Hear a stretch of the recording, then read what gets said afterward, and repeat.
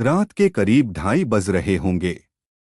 Night shift करने के बाद मैं पैदल ऑफिस से घर की ओर लौट रहा था।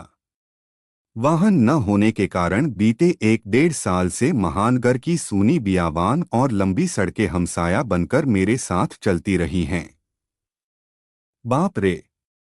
इतनी लंबी लंबी और भूतिया सड़कें खत्म होने का नाम ही नहीं लेती। बस चलती रहती हैं, चलती रहती हैं, रुकने का नाम ही नहीं लेती।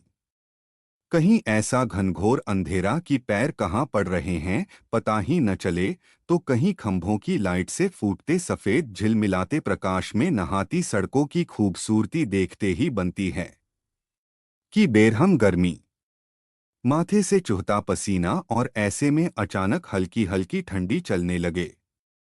माथे के पसीने से टकराती ठंडी हवा कितनी शीतलता प्रदान करती है।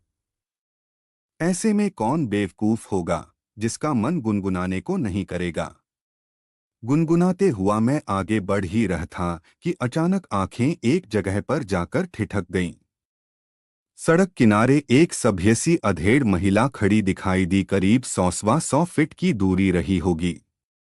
कंधे पर छोटा सा बैग लटका था, वहीं पैरों के पास भी एक ब्रीफकेस जमीन पर रखा दिखाई दिया।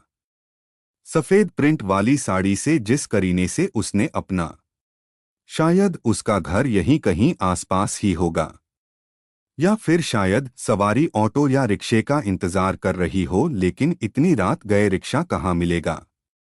शायद घर का कोई परिजन गाड़ी लेकर आ रहा होगा।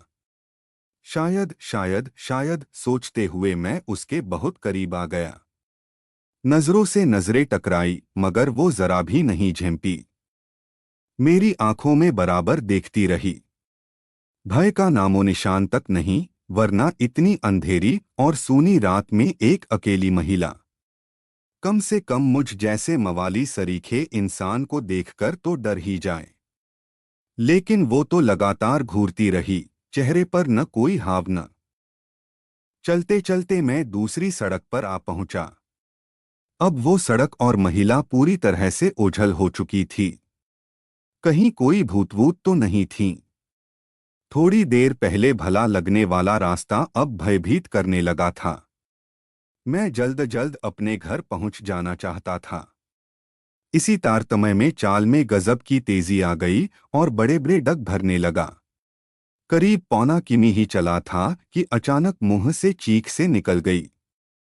वो महिला करीब 100 गज दूर उसके सामने सड़क किनारे ठीक उसी ढंग से खड़ी दिखाई दी, कंधे पर बैग और जमीन पर ब्रीफकेस। यह कब यहाँ आ गई? एक ही रास्ता तो है। न कोई गाड़ी निकली और न ही वह पैदल दौड़ती हुई मुझसे आगे निकल गई। मेरा पूरा शरीर मारे डर के पसीने से तरबतर हो गया। लगा कि आज की रात आखिरी रात है। वो भूतिया औरत कुछ देर में मुझे चबा-चबाकर खा जाएगी। मैं बेतहाशा भागा। इतनी तेज कि पता ही नहीं चला कि वो औरत कब पीछे रह गई। अगले दिन शाम करीब 5 बजे ऑफिस पहुंच गया। एक बुजुर्ग कर्मचारी को रात का सारा घटनाक्रम सुना डाला। हंसते हुए बोले, नूर चचा, अरे कहीं बूचड़खाने के पास की बात नहीं कर रहा? बूचड़खाना? मैं बुदबुदाया। हाँ हाँ, बूचड़खाना, स्लाटर हाउस, जहां जानवर कटते हैं।